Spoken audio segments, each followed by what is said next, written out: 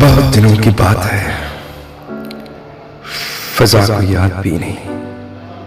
ये बात आज की नहीं, बहुत दिनों की बात है। शबाब पर बहार थी, फजा भी खुशगवार थी।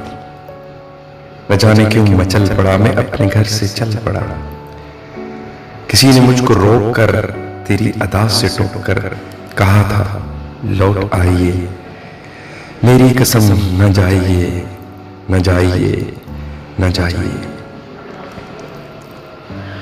मुझे मगर खबर न थी, माहौल पर नजर न थी। न जाने क्यों मैं चल पड़ा, मैं अपने घर से चल पड़ा, मैं चल पड़ा, मैं चल पड़ा। मैं शहर से फिर आ गया, ख्याल था कि पा गया उसे जो मुझसे दूर थी मगर मेरी जरूर थी। और एक हसीन शाम को मैं चल पड़ा सलाम को। गली का रंग देखकर, नई तरंग देखकर मुझे बड़ी खुशी हुई।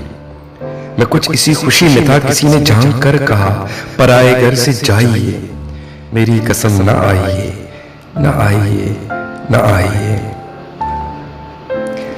वही हसीन शाम है बहार जिसका नाम है, चला हूं घर को छोड़कर न जाने जाऊंगा किधर।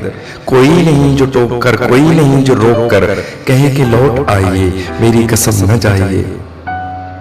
बहुत दिनों की बात है, फजा को याद भी नहीं। ये बात आज की नहीं, बहुत दिनों की बात है। ये बात आज की नहीं।